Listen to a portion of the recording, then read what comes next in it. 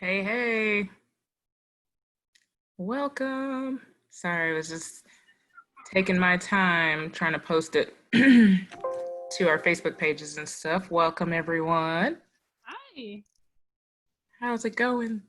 Good. How are you? Good, good, good. Anna, you hiding your face today?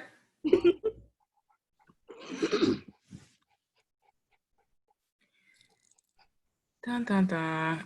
All right, just slowly letting people in. Hey, Jamie. Hey. I love doing Zoom chats so much more than me talking solely. Kayla, what you got over there? I got a popsicle. We got home from softball practice, so I'm like eating, drinking dinner right now. Yeah, I haven't even had dinner yet, but I just got back from a walk with him, so. Nice, getting it in. Oh, Yeah. there's Jess. All right, just giving a few seconds to Jess. Oh, I love that shirt, Jess. Hey, loving the shirt. Is that Oh, look, Yeah, that's I know, that's so awesome. I'll be right back.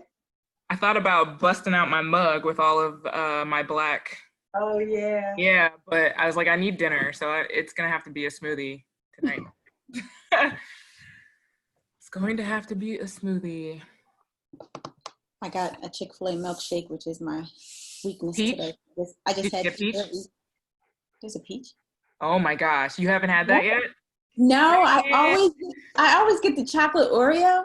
Oh, yeah, that's a good one too. For But dinner, I had blueberries and cherries because I was like, okay, you better.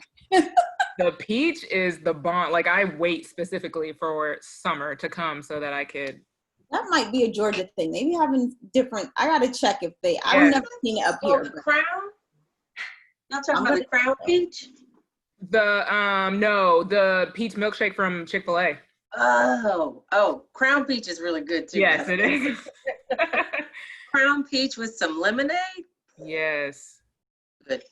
Good stuff. No, Renee, I was showing you I went in the wine refrigerator. In your office. I know, yeah. The room is set up. I love your lipstick. Thank you.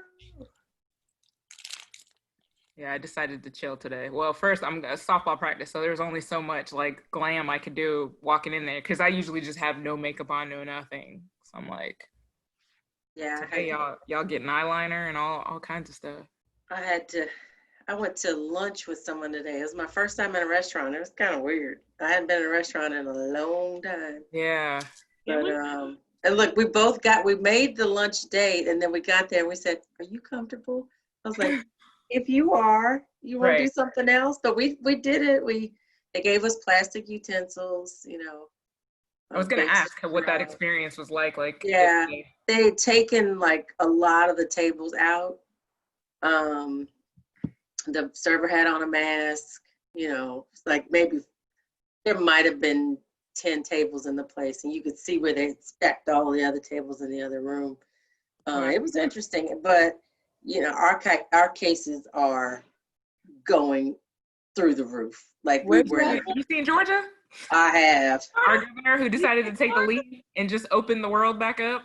I'm like, now he encouraged everybody to wear masks today. I'm like, really? When Pence was here at the end of May, you was just chilling, eating at a cafe, you and your wife, no mask, no nothing. Nobody in the restaurant had on a mask. I'm like, well, Baton Rouge's mayor today said she's requiring it, and they are raising holy hell. And so we have a mayor president, which, you know, we have parishes and not counties, but it's like the county. So she's the mayor of the whole county parish, but each town in the county has a mayor. So the mayor of Zachary, a community further north, has said that doesn't apply to us. Masks are not required in Zachary. wow. And we'll see what happens with it. South Carolina is trying to compete with Georgia and Louisiana.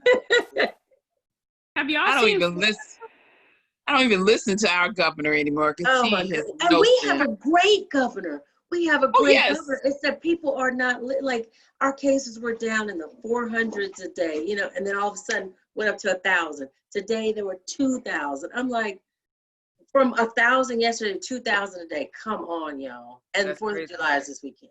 Yeah. Well, it's gonna everything be worse. in our state is open. Everything. There's nothing that's not closed. No restrictions, no nothing.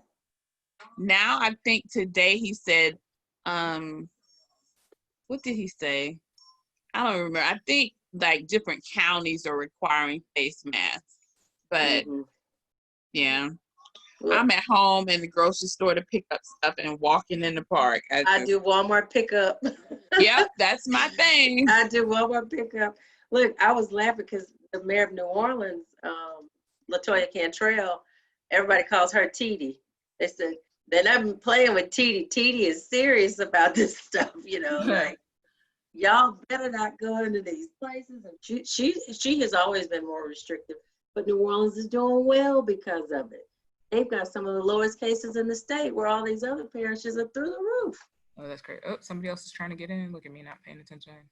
Anna had a work call, so I know she's like my co-host, but she had to hop off, so she'll come back whenever she can. But she's in IT, so you know how that goes. Yep. But anyways, just before we kick off, how's everybody doing? Wellness check, like, are we surviving? Yeah, I think for me, I'm just working out like crazy to blow off steam and trying to keep my head sane right now. Yeah, congrats again. You on the roll now. Thank you. I know. I was like, what did I say? 13.8 pounds as of this morning in 30 days, I think I've lost. So yeah, man, them quarantine 20 pounds that I gained in quarantine since I was like February, I was this much, and now, yeah, we had to fix that. So, anyways, that's where we're at. But back on. Okay, so as you guys know, we're here to discuss. We're also live. This is being recorded just to let everybody know. It'll probably be posted on the YouTube page, so just so y'all know. But yeah, we are live on Facebook too, so there might be some commentary and stuff. But we are here to discuss Sister Outsider by Audre Lorde. I finished today at noon. Such a slacker this month. Normally I'm on top of my game, but I actually had to finish Conjure Woman yesterday at noon as well, so that I could actually know what I'm talking about in the chat that I was hosting for Random House last night. So been a bit busy with reading. Thanks, Christina and Jamie. I can see y'all clapping over there. Yeah, but I love this. It was actually a pretty easy read. I did it audio, and I actually was using my e-reader and listening to it via audio because I wanted to highlight, and I was taking a bunch of notes. I know for me personally, I wasn't sure where this book was going to go. I've always just heard people rave about it and how good it is. But when it started off with her experience in Russia, I was like, I wasn't sure like where this book was going, and so that was interesting to me how it even kicked off. Oh, somebody else is trying to. So yeah, that was interesting. Welcome. See Bernie in there. Welcome. Hello. Hey. We're just kicking off. Literally just started. We were kind of just chit-chatting for the first few minutes. So what were your overall thoughts, speaking to everyone? You guys can unmute if you want, and let me know. What were your general thoughts of the book? You see, I didn't finish the book, but the part that I did read, I thought You're it like was a pretty few good. people on this chat. Look, I'm not going to say no names. Look. You're not alone. Trust me, we were all like, it's just a big. Yeah. Well, for me, yeah, you got to take a breath with it. But just like James Baldwin, she could have written this today. Mm-hmm. She could have written this today, and it's still so applicable. And it's great to read it like that, but then it makes you really sad at the same time. Yeah, I felt like that, like it's so relevant to these times with the Black Lives Matter movement and everything that's going on, and especially the chapter where it was kind of like white women versus Black women, and like, you know, understanding each other and trying to fight the fight for the same fight. You know what I'm saying? And that was an interesting chapter to me. Yeah, a lot of good nuggets that came out of here. I was probably highlighting every other paragraph with something that came out. I think one of my most memorable chapters, and I'm trying to find it right now, was the letter that she wrote to Mary. Like, she read Mary left and right. I was like, she is going in right now. Like, you took my words and tried to, you know, make it something that it's not. And why would you even include that if you didn't plan on including Black women for any other reason in your book? Like, I just felt like she went in. She said, did you actually read my stuff, or did you just pick through it for a quote for your I was like, okay, like, yeah. And that was, I think, probably the second essay after the trip to Russia. And it was also cool. I know I'm kind of skipping around. Her trip to Russia in general, and even the Russian man with all of the questions that he had for him. It's just interesting to see people's perception of Americans and how we live and how things are. And she was explaining to him, like, no, I mean, we can go to school too. Like, in his mind, it's like Black people were so set back, which we still were in a sense, but like not like what he had pictured in his head. Any other favorite essays that stood out to y'all? I really liked, also, I guess I came in through the classics. Yeah, no, you're fine. I really liked the uses of the erotic because it reminded me actually of some kind of like, it seemed almost mystic in a way, but more like social justice oriented, like mysticism, which I thought that was an interesting crossover. Yes. Yeah, that was interesting too. There were so many different essays that really stuck out, even the uses of anger, and how a lot of times Black women are seen as being angry, and there was just a lot. It's all kind of running together to me right now. I know there was the essay where she spoke about her son and all that he dealt with. So that was kind of a neat perspective to, see a lesbian couple raising a son, and from his perspective, like what he had to go through as a kid and how he was bullied, and actually, and from a different perspective of how his life was shaped because of it, and how it almost, like she said, I can't remember the exact words, but basically like shaped him in a way where he would just love all humans for who they are. You know what I mean? Like, I thought that was really cool. Also, adding to that, hi. The like kind of toxic masculinity, because she said she had to catch herself from getting on him for being bullied and remind herself that it was okay for him not to show aggression. And that's something, like, especially raising sons, that we think that they should always man up. So I really like that. Stop crying or do this, and people, She went straight to the, if you don't whip them, I'm gonna whoop them. Right. I mean, I'm gonna whoop you.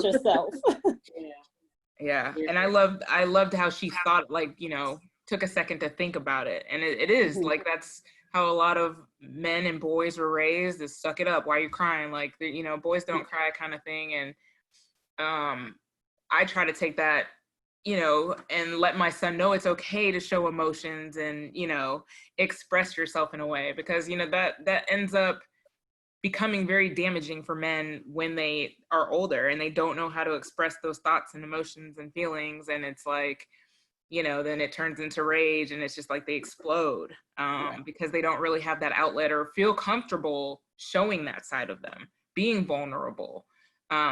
Disease and sickness. I mean, we got ulcers and heart disease and all that tied to just our Black men, especially, but not just Black men, bottling that all up. It's just coming out in different ways. So Yep. So I try to encourage my son personally to, express himself when he needs to, feel comfortable in talking about your feelings, and, because I'm even out here in this world, it's like you still see 40-something men who have a hard time communicating and doing basic stuff that you would think, like, why is this so hard? Like, you just shut down, you want to have a conversation about something serious, and it's like you just shut down, and it's, oh, I'm good talking about this. I don't want to talk about it anymore. But it's like, for me, I am a Pisces. I'm very emotional, very in tune with my feelings. And it's like, I've got to talk this out. So while you might feel like you're okay and you're resolved, I need to talk. Like, I need to get this off my chest, or else in my head, I don't feel resolved and I can't move on. Like, this will come back up in a week because I still don't feel like there was a resolution to the problem. So, I think that men need to feel more comfortable as well expressing their feelings and being comfortable. Oh, here comes Miss Sherry. Expressing their feelings. Sherry! How are you, Sherry? I'm good. How are you? Good.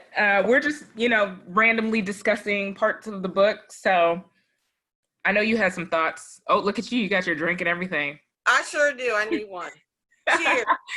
Yes. It's been that kind of week already, and it's only Wednesday. I'm like, is it almost over? Thank goodness it's a short one. A short one. I think the short ones make it worse because then everything is like, yeah. I love it. I'm ready for it. And I was off last week too. Oh, just rub it in. You know what? I didn't go anywhere. Where am I going? Vacation. There's nowhere to go. Can't go anywhere. Yeah. I didn't finish the entire book. I intend Welcome to the club. You're like the 5th person on this chat.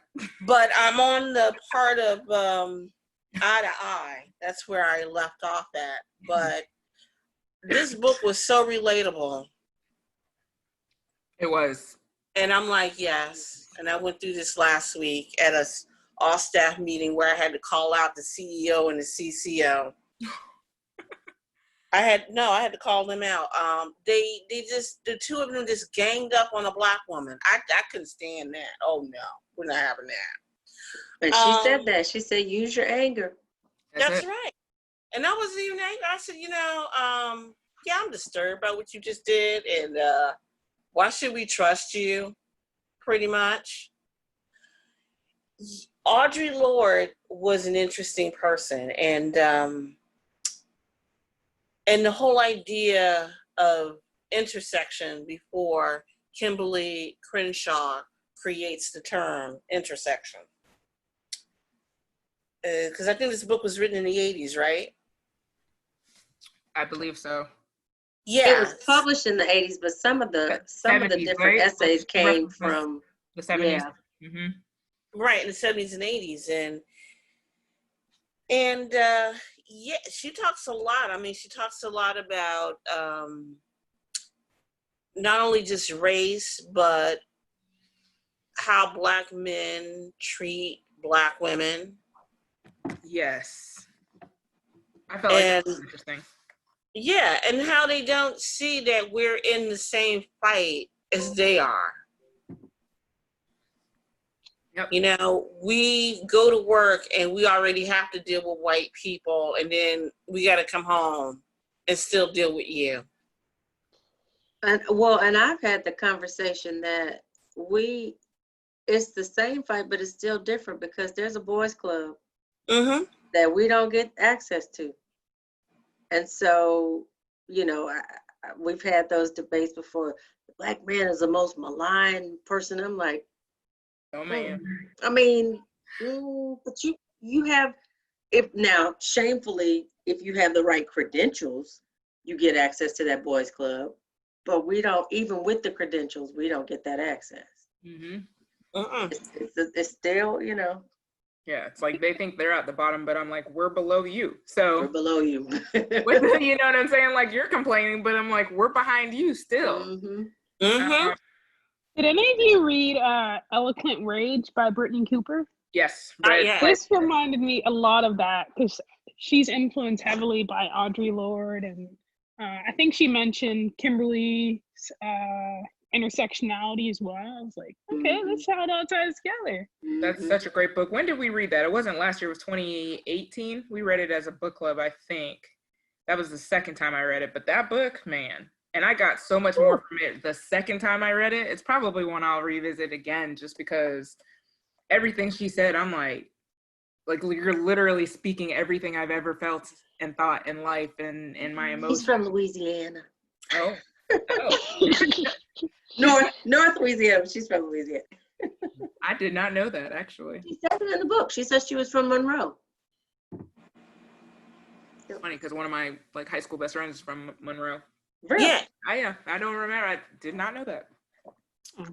Well, she teaches here at Rutgers. And I live in East Orange, so she teaches at Rutgers. And our church is planning on having some kind of event where she's going to be the speaker. That would be awesome. Yeah, but cool. Oh no, Audre Lorde. I mean, I do agree that this is a canon because everything we read now currently came from her. Mm-hmm. Yep, extremely relevant. Because even Hood Feminism by Mickey Kendall, she's got a lot of influences from Audre Lorde. It just all ties together. It's amazing. Yeah. I still need to read that one. I just finished it 2 weeks ago, maybe. I've seen folks saying it's one of their favorites of the year. I haven't read it yet either. I've got to add it, but I can't do that right now. I need some like fluffy reads, man. I'm like, telling you like this. I'm thinking the same thing. Sorry. No. I was saying the same thing. I'm like, it's time for me to pick up another Alexa, to pick up Fumbled. I'm seriously reading that in July, so join me. I'm reading one of, like that, and I'm reading The Boyfriend Project. There's a couple of fluffy ones that I'm reading, but because I did Toni Morrison's Song of Solomon this month. I did this one. You were deep. Yeah, I was like, that Toni Morrison. Yeah, you need to read something that's I know. Because I read God Help the Child, and then what was the one I was telling you about, Renee? That you read? Oh, Paradise. Yeah, I read both of those this month. And Toni Morrison. Look, I'm looking like you did 2 Morrisons in one month. In 1 month? And this? No, ma'am. And the thing is like, I've written this story on social media, but, I had a friend pass a few months ago, and he was one of the last conversations we had was him telling me we were reading Sula, right? And I had posted it to my stories, and he commented on it, and we were having a conversation on Facebook Messenger and how much that's like his favorite author and how much he loved her. And then he passed away like a month later, and I was But what did you think about because I was blown away by Song of Solomon. It was really good. I enjoyed it. Sorry. No, go ahead. When I was in my senior year of high school, they had us all read Beloved. Really? Yeah, we didn't honestly do that great of a discussion on it. I kind of want to reread it again and see what I think now versus. I feel like it didn't hit right because of like the age and time. I want to like take another crack at it. See, I read Beloved like 2 months ago, and oh my God, like I have a love-hate relationship with that book. It is so heavy. Like, yeah, I could never get into Toni Morrison because she always started at the end. And I know in school you always did the beginning, middle, and end, but with her, she always starts at the end and then goes to the middle and then goes to the beginning. And it would drive me crazy. But my mom made me go see her in person. And then after that, I had an understanding of her, but she's not somebody that I prefer to read. But I understand everybody else likes her. It's very tough material. And so I was trying to take the next year in his honor to read that, but I'm like, I don't know if I can read a Morrison book, man. Like, I'm just being realistic, because that's something you have to like be in the mood for. And in the summers, I try to read lighter, like, and I try to save the heavier stuff for, the colder months. I'm weird like that. But yeah, I don't know if I'm gonna make it, guys, because I just I'm reading them in chronological order too. So next I have Tar Baby, and then I'll get to Beloved finally. But yeah, I'm like, I don't know. And you have to have time. You have to have time to go back and reread what you don't understand when you're reading Toni Morrison. That's true. Yeah. I had to read I had to read more than once, and then like the second read would be like, oh, okay, I get it. Yeah. It's really much better for me with her. I always go to Book Rags and look up what you're supposed to get out of it, because she's just way too deep for me. She is. She's very deep. But I really want to get to Beloved. I'm like, I could skip Tar Baby if I, But yeah, I really, I'm really excited for Beloved. I think Anna, she's actually, disappeared from our chat because she got called for work, but she actually bought that for me like 2 years ago, and I still haven't read it. So yeah, you just have to be all in. You can't be doing anything else. You can't be TV can't be on. You just have to concentrate. Yeah. So I gotta figure that one out. But then you read a paragraph and you're like, what? And I just have to keep going back. When I posted it, so many people said that, like, I've tried Morrison and I can't, and I'm like, try audiobooks, because I can get through it. If I was just reading it on my own, it would take me like months to finish a book of hers, but the audio seems to help me, like. Oh, her voice is like butter. That's what I love it. Yeah, I love her voice. Yes. Yes, it is. I think I've read like 6 of her books this year. Wow. And I'm going like, Wow. More power to you. Right. I don't know how I did it. You know what? I do want to ask one question because I did read the letter to Mary Daly in the terms of how you was snapping. In the terms of how white women tend to other us. This story on social media, but I had a friend pass a couple. That's the live feed. Sorry. Yeah, the way that white women other Black women and how they use us in a way that's convenient for them. Yeah. Like she basically, Audre was like, you basically took my words, twisted them to your advantage. And really, why did you even include Black women in there in general if this is what you were going to do with it? She said she didn't get a response, right?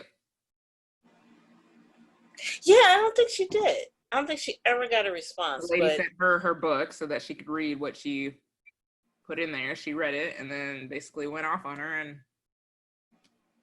that was all she wrote. So, and I will give you an example of that and how white women are and how they are not really good allies. And so to go on with the story that I told you last week, that somehow when I stepped up and called these people out, of course I get a bunch of DMs. Oh, that was so brave and courageous of you. I'm like, yeah, but no, you were supposed to step the fuck up is what you were supposed to do. Do not DM me talking about how brave I am and how much of a badass I am. No, you need to grow up and you need to have my back is what you need to do.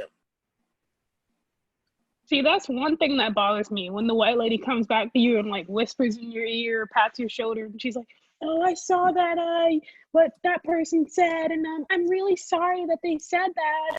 But they didn't say anything in the moment, so I'm like, it doesn't even matter anymore. Like the fact that you didn't say anything when it was happening, like.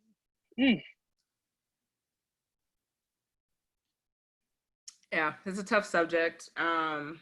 Even that to leading with this movement right now, I've had a lot of conversations too, and trying to help people gain understanding, which sometimes because it becomes exhausting too, just having those conversations and trying to express your viewpoint and get somebody to understand that. One of the things that came up was that a friend inboxed me was about Book Girl Magic and how the purpose of the book club basically focuses on Black women authors. And she couldn't understand like why I would just focus on Black women instead of reading books by all authors, which I personally read books by all authors, but obviously you guys know Jamie had to run. But, and I'm like, that's because we're already excluded from it as it is. Right. We don't get that shine in the book world, and authors of color, like we are at the bottom of the totem pole, and this is, while we read everything, there's 101 book clubs that focus on authors of all race to shine. So this is how mine stands out to be different, is that this is what I want to focus on. I want to celebrate Black women authors, and that's just the route that I chose. But it's getting that understanding, and it actually was funny because this was her thought long ago when I started the book club, but she never openly spoken that to me until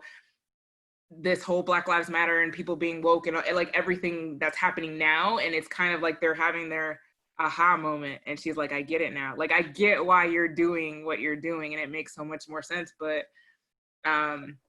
it's almost offensive. It was almost offensive to her that I wasn't including authors of all races in there. So it's just interesting to see different perspectives through all this. But you could have sent her the Toni Morrison interview where the interviewer asked her, if she was ever going to write about white people. She said, "You cannot understand how profoundly racist it is for you to ask me that." Mm-hmm.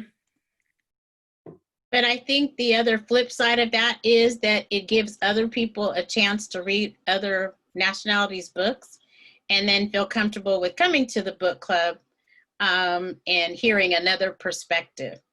Because I know yesterday I didn't read the Conjure book, women book, but I went to support Renee. And even though it was a Black woman whose book it was, there wasn't that many Black people on. Right. And so I think that, somebody asked when we were in line for Boys in the Hood why there was these white kids there. And I said, nobody asked you why you were in line to see Star Wars. So stop worrying about what other people are doing and then just enjoy. Right. So I think you have to make sure that you don't stereotype other nationalities and make sure everybody feels comfortable with, enjoying what they're reading. Because all of us like to read. That's what we have in common. Right. And that's, that's it. Tracy Ellis Ross was on the It's Been a Minute podcast the other day. I think that's where I heard this. And she was talking about shows with Black characters and how, the networks and things have been hesitant. She said, but Black people fall in love with shows that have predominantly white characters. Why can't we assume that the reverse will happen? Why is there a pullback? We have done it forever. Because that was all we had to choose from. Say it again, Bert. We also had no choice. We didn't have a choice. Right, we didn't have a choice. And Blackish is a beloved show by all types of people. Races, yeah. Mm-hmm. And so that's not a rational argument anymore. That, well, we got to make sure a widespread audience. It has always been widespread, even when there was no representation. Right. And I think someone made that point. It was either on Bookstagram or on Twitter, but they were basically saying the same thing. Like, don't be scared to read books with main characters that are people of color or a Black person. Like, don't just read, especially in these times, like, don't just read, our nonfiction reads. Oh, Anna's coming back. Our nonfiction reads because you think it's going to help you and, give you knowledge, but also read our fiction reads because they're very good and relatable to a lot of people and have some great teaching moments. Hey, Anna. Hey, Anna. Welcome back. We're just talking about a bunch of random stuff. We've been around the world and back.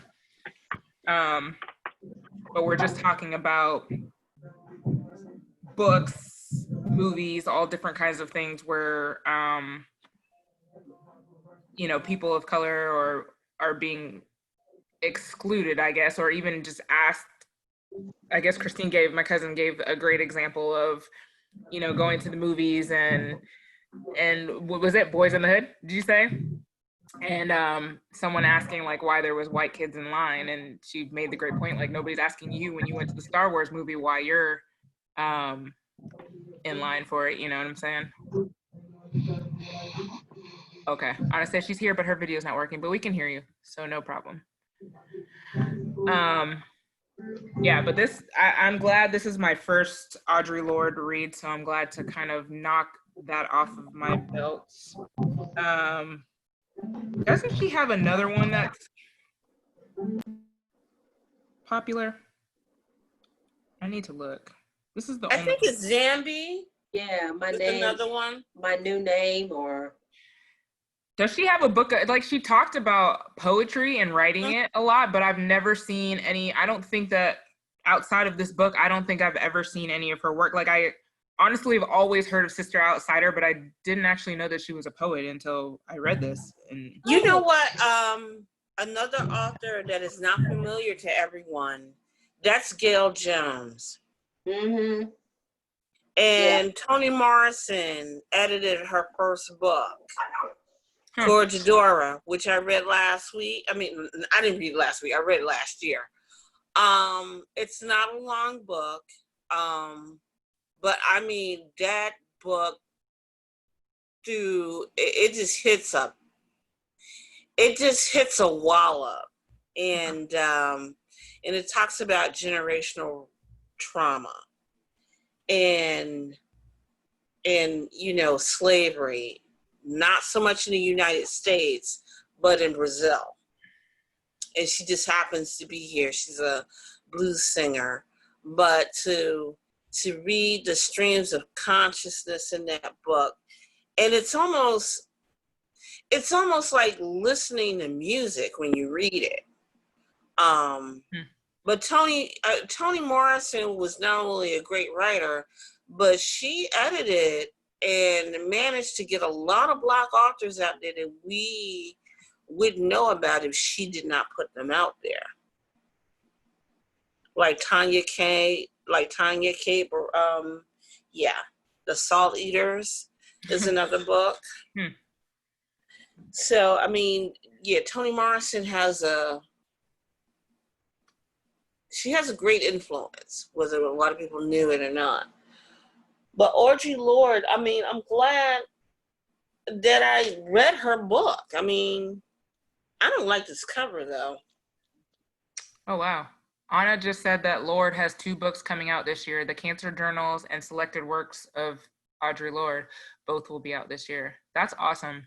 Mm-hmm. I definitely want to go read one of her poetry books. I guess I'll research maybe one of the more popular ones because I'd love to read her poetry. And because she really talked about it a lot and how she was kind of looked down upon by other writers for writing poetry, like thinking, oh, it's not that hard. Like, and she actually got me thinking too, is like, there's so many moments and emotions and things that we want to express. And there was one part where she was like, I even pulled over the car so that I could begin to write. But it made me think of like all of the things that I go through. First of all, like writing is so therapeutic, but I just don't do it anymore. I really don't. I don't put pen to paper. I hardly do it. I used to love writing all the time, but I just don't do it. So it made me think like I need to stop and just like, even in anger or whatever I'm feeling, like just start writing these thoughts, even if it comes to nothing, like just, because I'll be honest, like I'm just an emotional roller coaster. I've just been all over the place these past few weeks. I'm exhausted. I'm, just laughing one moment, I'm crying another. It's just like, I feel like I'm going crazy at times and I just don't know how to balance. So I need to like start writing. I do it in the morning. I take at least 15 minutes. I say, Alexa, set a timer. She might set it because she heard me say it. I just brain dump on Google Docs. Just 15 minutes. If I go longer, I go longer. Sometimes I've got a prompt. Sometimes it's just, okay, this is what I'm feeling. And I just write it out.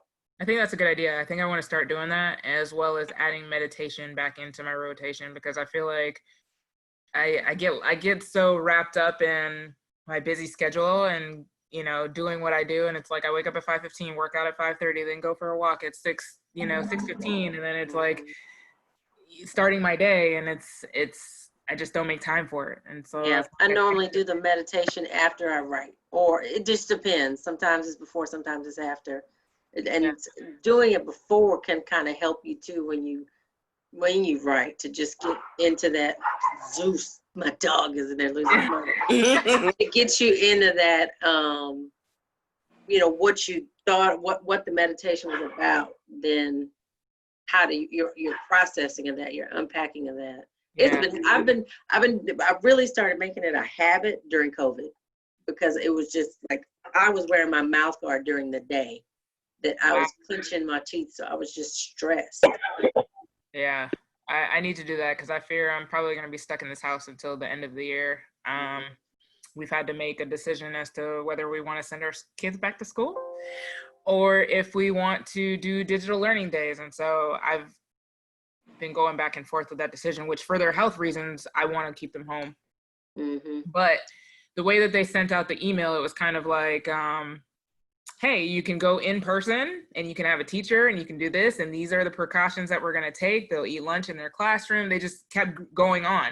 And then it was kind of like digital learning days. Your child will be held to the same, standards that the kids that are in person going. And that's that. Like, they didn't really tell us how that's going to be laid out. Like, is my kid going to have FaceTime with a teacher at all? Like, or is it, again, going to be me in the spring just doing all of their, subjects with them with little to no FaceTime with their teacher? Because that, for me, was a problem. Like if these kids are getting this one-on-one, you know, this attention from their teacher, and then I'm at home teaching my kids a whole new grade level, it's like, you know, but the lady I went to lunch with today works at a school, and she said they're trying to work out like an A shift, B shift thing, where, you know, you're in class on day A and other kids are at home, but on Zoom still learning, and then you switch out, and then the next set comes the next day. Clayton County is doing that, which I think is very smart, having the staggered, you know, schedules.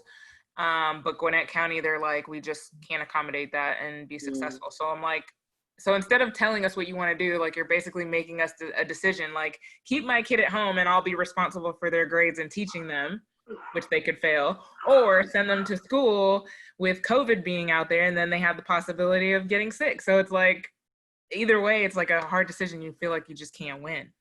You know, I find it amazing, and I'm just going to say this, and I've always known this, but I think it should be said out loud.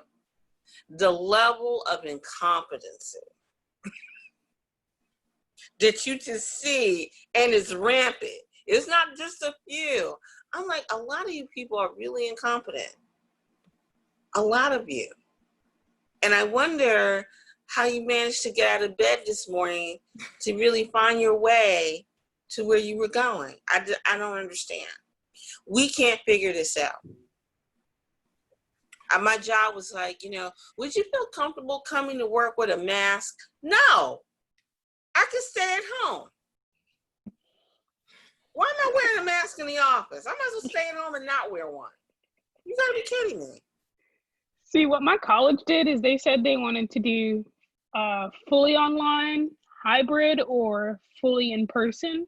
And I decided I'm just going to stay home. Like, it's my last semester. There's no point in me going out there on campus and the potential of getting infected. And they're like, we're going to have isolation zones. And I'm like, yeah, no. I'll pass on that. My college has also been saying all the stuff about how we're going to be safe. And I don't have the confidence. I don't. Like, I'll go if we're having it, but like, I'm not confident at all. Also, her poetry, we read that in college, and actually reading her uses of anger thing, it's like she was channeling her anger specifically into this poem I read. It actually clarified a bit of how the poem worked. It was a really good poem. I wish I could remember the title, but it's the one she talks about in the interview section. Yeah. So did you listen to her read the poetry online? Because I know she's done that. No, I didn't. I bet that's very cool. I'll make a note about that.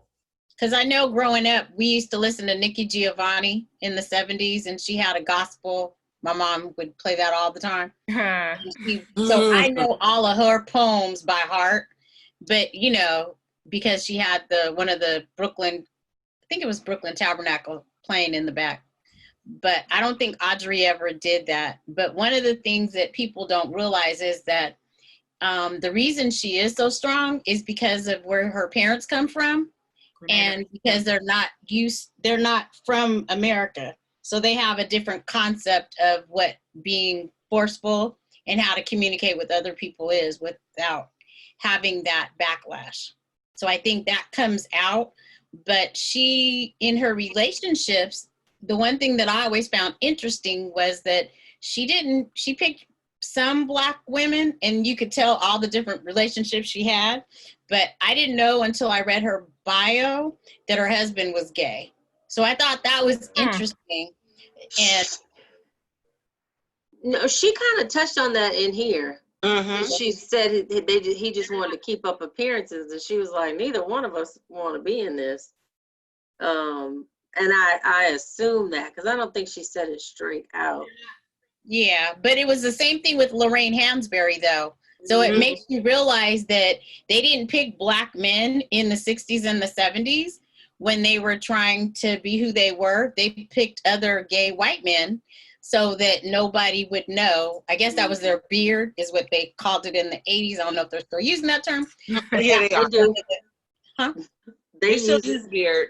I know a couple beards. They might not know their beards. No. But so that part to me was interesting. Yeah.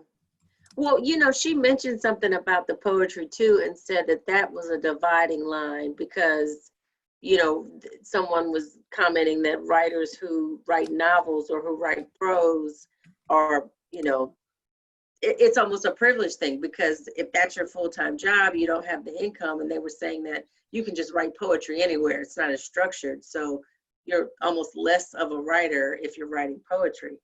And I never thought about it like that, but it is an absolute privilege to be able to sit and write all day long and we've seen that on Twitter recently, the books that paid me, or, whatever that hashtag was, showing the disparity between the advances that Black authors got, award-winning Black authors like N.K. Jemisin, versus white authors who you've never even heard of, who got triple and quadruple the advances for writing books, and no one's, I don't want to say no one's read, but not as widely known.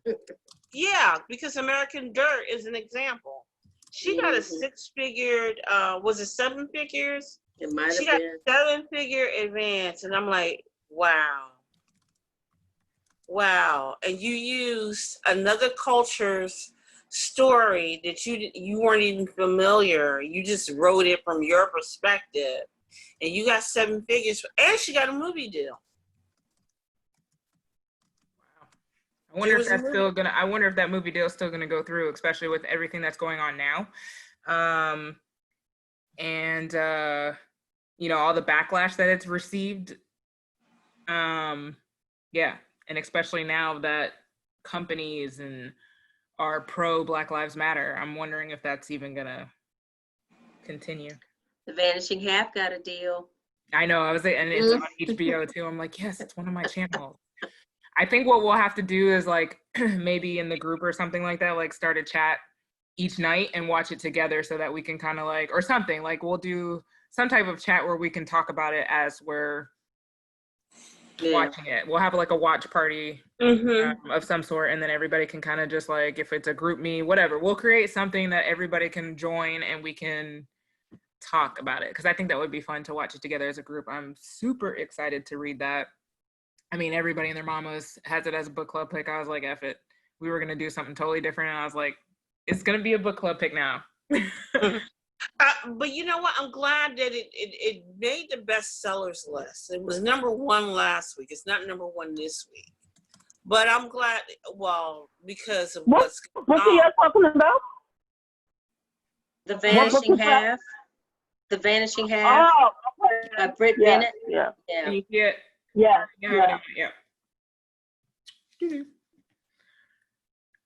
Yeah, I'm excited to read that one. I started it, but then I paused it when you announced it, so I'll wait. Like, let me wait, right? But it's cool. It's good. And again, set in Louisiana, and these towns are real. The name isn't real, but they exist. Oh, I can name them. I'll name them when we chat about that book. They exist. Ooh, I can't wait. See, I had questions. Ooh. They are real. Freelo Cove is one of them. And also getting back to the book, she also talked about the microaggressions that she got. And you know what they are. An example would be like that college professor that's in the Zoom meeting. She has some books behind her, and her colleagues will say, "Are those your books?" I'm like, yeah. She is a college professor. Why wouldn't she? Look at Jess. She's like, ta-da! Ta-da! There you go. Yeah, that's a ridiculous bookcase, by the way. That's a nice bookcase.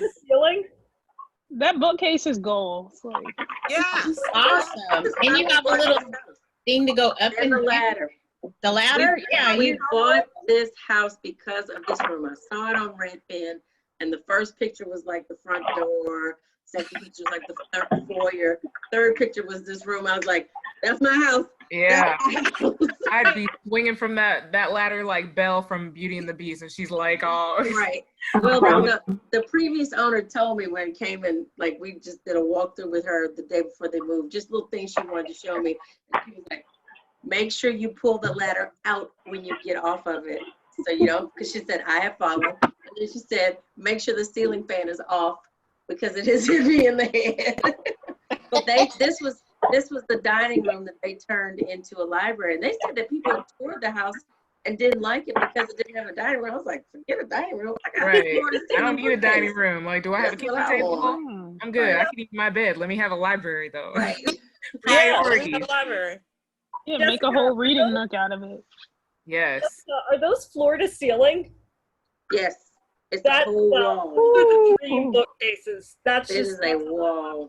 Yep. I envy you right now. And you see my husband and I filled it up. Like every shelf is floored. Wow. I envy you right now. I literally have books in my linen closet because I don't have space for them. Like that's. So I start that shelf, and I have spent a lot of time on these. That first shelf is all, I call it general fiction, okay. non-Black writers, mm-hmm. A to Z. This one is Black writers, fiction, starting with fiction, then starts with nonfiction and goes over to this one. That shelf right there is like relationship type books. Oh, and then nice. back here is just general nonfiction, biography, finance, all my husband's political stuff and his textbooks and all of that. That's all of it. Some of my law books. But yeah, it is organized. Because a friend of mine was here the other day, and she was coming to get Jane Allen's book, and so I went straight to it. And she was like, "How do you know where it is?" I'm like, "Girl, this is alphabetized. This is the library. Like I know where the books are." Yeah. I have books in different closets, bookshelves. I have another one over there, but I know exactly, like if I'm looking for something and need to take a picture of it, pull it out, I know exactly where it is. Mm-hmm. It's so funny because on since everyone is home and you can see MSNBC and everyone's at home and they have their bookcases, and I wait for Eddie Glaude Jr. to come on because I want to see what's on his shelf. He's got great shelves, and he turns them.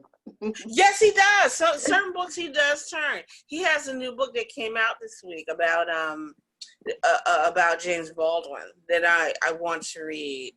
And his wife is the woman that wrote the Toni Morrison book club. Mm.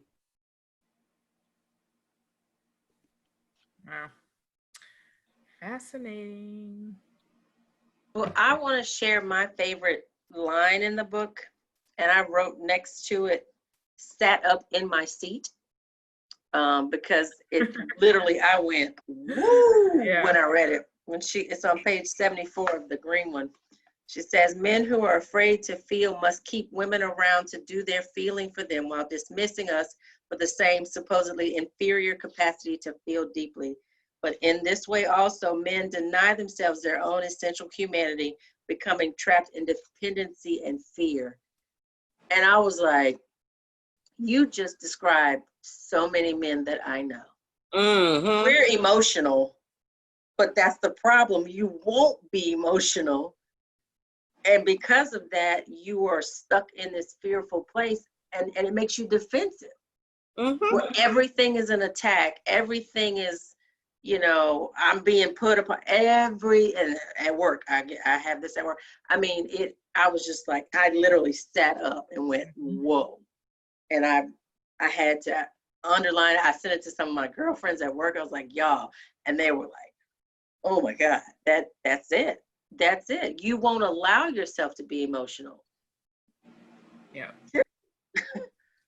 That's the thing. It's like you're trying to teach them, like, we're on the same side here. We're on the same team. We're trying to help you and be with you. And, and it's the constant defense. And it's like, the guard's up and trying to fight through that. It's a lot, man. My brother said something interesting because I had a friend who said something to the effect that he supported Black Lives Matter, but not the organization. And I started to read the lines, and I'm like, do you not like the fact that you have 3 Black queer women who founded this organization? Because he had written previous posts about homosexuality. And I I was talking to my brother about it last night, and he said, look, he said, you know, I have my own feelings about homosexuality. You know, I don't like it either. He said, but right now we're in a movement and we need everybody. And my brother is a little bit more practical. to really understand that you need everyone in this movement because they're killing us. Yep. It's going to take more than just our voices. And that's what I think people are starting to recognize. Like, you know, it's going to take us all to fight this battle. Mm-hmm. I know I'm tired personally. And one of the points she made, that I think that was the title of the essay, the master's tools will not tear down the master's house. Right. We got to find another way to do it. Yep. Most deaf. Did you all think it was interesting how many of her essays kind of focused on how she felt like she was being alienated for being a lesbian? I thought, like, you could see this through line for her through the essays. And I wondered, like, I forgot what I was going to ask, but I wondered do you think she thought of it as, like, did she wish that the entire community could get together around her in a way that it hadn't in the past? And how did she imagine doing that? That was really interesting to read about her kind of thinking about that and putting her considerable thoughts to that. That was a really interesting part. I think in the 70s there was feminism started. And so if you were a Black woman, you couldn't really be a Black feminist because it didn't really go together. And so along those lines, and I think Alice Walker started something, womanism. Mm-hmm. So kind of like you could always be, as a Black woman, you could agree with the information, but Gloria Steinem wasn't inviting you to her meetings. And so it was even harder for Audre because not only did she have the same thought process that they did, but they weren't going to include her. So she always felt like an outsider. And just from reading and listening to other stuff that she did, it all constituted from her relationship with her mom. So she felt like it was another instance of another woman not trying to support her. Does that go right back to the title, Sister Outsider? Mm-hmm. Yeah, I would think so. Yeah, I think so. And I think so too, within the Black community. I know a few weeks ago, Billy Porter said something in effects of what Audre Lorde was talking about. You know, he can say, as a Black man, I feel this way, but I know as a Black gay man, Black people need to step up and walk with us as well, because we still have issues. We still have issues dealing with issues with the queer community. I know I brought up at my church, I said, you know, guys, we need to have a program here at the church where we invite the queer community. I'm just saying what we need to do, because there's intersectionality and you cannot leave out an entire group. You just can't. A lot of people say that the church is the reason we have so much of the down low and everything, because these men, I have a friend who just felt like he had been taught that God could not love him, and he be gay. And so, hidden and suppressed, and end up marrying and having kids and ruining whole lives because of once you just can't hide it anymore. But it's all based in that religious prohibition of it, that people don't feel like they can be who they are. They feel like they're condemned and shunned, and it has led to a lot of that. Right. It always fascinated me. I'm like, we all know that the music director is gay. We all know this.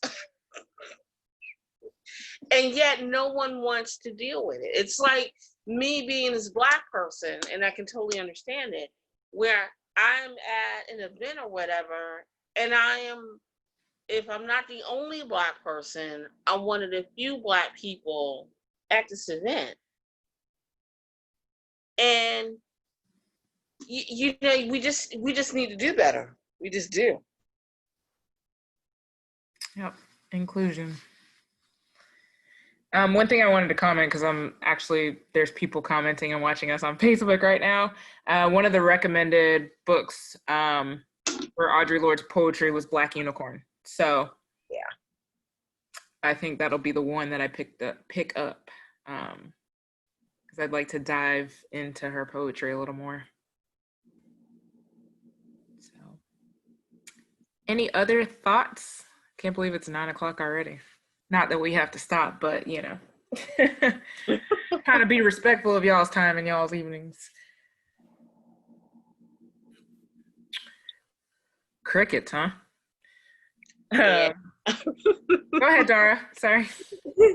It's Dara. Yeah, but sorry. Everybody gets that wrong. I always say Dara like Sarah. I would ask, since it seemed like a bunch of y'all had read a bunch of Toni Morrison, if I were to try to get back into Toni Morrison after my weird little reading experience in senior year, what would be the best thing for me to dive back in? Try to read Beloved again, or something else entirely? I like The Bluest Eye, honestly. And I mean, that's her first, but that's where I started, and that honestly doesn't seem as complex as the other ones. So I would start with The Bluest Eye. And that was my first read that I did, I think a couple years ago, but there's actually an episode that I did with, I don't know if you follow Tracy on the Stacks Pod, but Tracy and I read that together, and we actually discuss it on one of her episodes of the Stacks. So you can kind of hear our thoughts on that too. But yeah, it was my first, but it's probably still one of my top of hers. I like Sula. Yeah, we read Sula as a book club, which I think the footage might be out there somewhere. I don't think Sula was quite as deep. I mean, it was deep. But it wasn't magical realism of Beloved, you know. No, but she does something with language, mm-hmm. in the terms of how we think about things in binaries. Mm-hmm. And maybe we should look at differently. Like when she talks about the top and the bottom. Mm-hmm. And I remember a guy, I was reading a book on the train, and he says it like this. He said, "Oh, Sula, where the top is the bottom and the bottom is the top." Mm-hmm. And you can take this language and it's still the same. Where, if I remember from Sula, the bottom was considered the top because white people lived there. And the top was the bottom because Black people lived there. The land wasn't as great. Mm-hmm. Mm-hmm. So she switches. And how do you think about Blackberry and how pretty much how Sula and Nell are? They are really two of the same, but very different. I mean, you know, and I think the way Toni Morrison explained Sula was, maybe we shouldn't be all of one thing. Maybe we shouldn't be all of Nell and all of Sula. Maybe we should find a thing where we're in between the two in terms of being free. Because she is talking about feminism in a sense. Yeah. So Sula's a lot deeper than what we think. It's deep. Mm-hmm. Yeah, all of her books to me are deep, though. But it's not Beloved complicated. Mm-hmm. I think it reads easier, but it's deep. But the thing about sorry. Oh, I was just saying, I love Beloved too. The thing about Sula that I think separates it is the fact that like it's such like smooth storytelling that you don't feel that confusion and like heaviness that you feel with a lot of the other stories. Yes. I'm sorry to interrupt you. No, no. Song of Solomon was heavy. I don't even know, like, Tar Baby I have, but I don't even know what it's about. I haven't even, sometimes I just don't do that. I just don't read the description and I just dive. I enjoyed Tar Baby. I enjoyed Tar Baby when I read it. Okay. Isn't Tar Baby like a pickup or some piece of Sula? It's not. Song of Solomon. Wait. Nope. I've heard people say it just has a character with the same name. It's a character with the same name, but it's not. Okay. Different. With the same name, but totally not. Okay, and and he's in Sula, or the name Tar Baby's in Sula, right? But it's not the same person. Right. Okay, and that's what I was thinking that it was. So I'm glad that you said that. Thank you. Yeah, because people throw that out there. Oh, it's like a spinoff, and I'm like, no. Yeah, because Tar Baby. I don't think that's a name. Maybe that's like a nickname. There was a nickname. Tar Baby. Yeah, somebody in Sula was Tar Baby. Tar Baby. Right. I assumed that book was about Tar Baby, a continuation of their story. No. Yeah, she specifically says that all her stories are different and they're standalones. Yeah, because it's very interesting to me how she combines, Jazz, Beloved, and what was the third one? Paradise, and they're completely different stories, but yeah. And you should watch her master class on PBS if you can see it. She had a master class. I taped it. Talking about the Pieces I Am? No, Toni Morrison just did a master class. One of those master things on PBS. I'm always taping something. It was on last week? I think so. Yeah, it was the Pieces I Am. It was that documentary about her. That's on Hulu, isn't it? It's on Hulu too. I went to see it the weekend that she died. Our one of our local art theaters was just randomly already was playing it, but had bought the tickets before she died. I watched it again last week and I cried all over again. Like, it's amazing. It just made me so sad. Good. I was like, we missed so much. We didn't know because she was so private. And now she's gone and we won't know. It was so good. Y'all watch it. And another person that died last year too was Ernest J. Gaines. From Louisiana. Right. And I would have to tell you, you can be a writer, but not every writer is a storyteller. And he was a storyteller. He really was. There's an Ernest J. Gaines Award every year, and I went last year. Jamel Brinkley won it for y'all know the book A Lucky Man.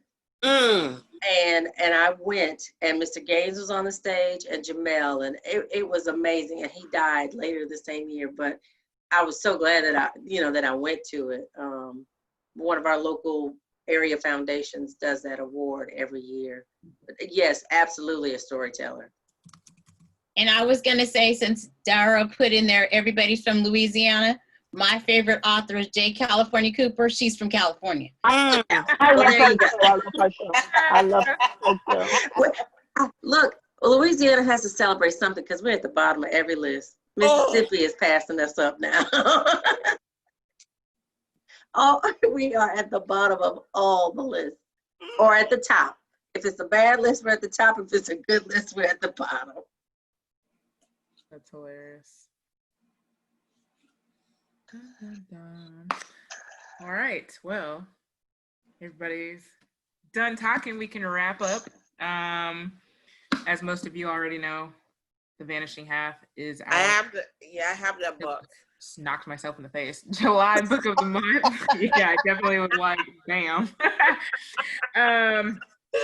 Need to lay off the smoothies there, Yeah, so I'm excited about this one. I think we'll probably have a larger audience for this one for sure. And that's kind of another reason why I picked it, is because there's so many people in the book club that don't normally come to meetings that were reading it. And I'm like, okay, I'm going to pick something I know you read. So now you can show up and participate. But I even had someone today that is reading it with their personal book club, their in-person book club. And she was like, do you charge for this? And she gave me a thought. I was like, maybe I should know. I'm just kidding. I was like, no, I just did it for the love of it. It's free to whoever. So once I put that stuff out there, I said, you're free to invite whatever. It's a party. So. And it's so crazy, Renee, because you have 20,000 followers on Instagram and you've got 10 people on here. Yeah. We love it. I mean, people have read it too. That's the thing. There's so many people that are on there, but I understand sometimes. I sent it to a few folks who I knew had read it, like, because we was chatting with somebody on it. She was like, oh my gosh, have you read this book? I'm like, I'm reading it now. I'll invite you to the chat. Yeah. She would come. Some people. Maybe she's on Facebook. If you are, hey. Could be. There's nobody in there now. Courtney was in there and somebody else named April. Oh, that's her. Oh, April Barnes? Oh, no, not Barnes. Maybe that. This person spells her name Aprel. Oh no. Okay, that's not her. Yeah. But okay. Yeah. But I enjoyed it. I enjoyed you ladies. As usual. I'm loving the Zoom. Still loving the Zoom. Enjoyed it too. It's yes. It's here to stay.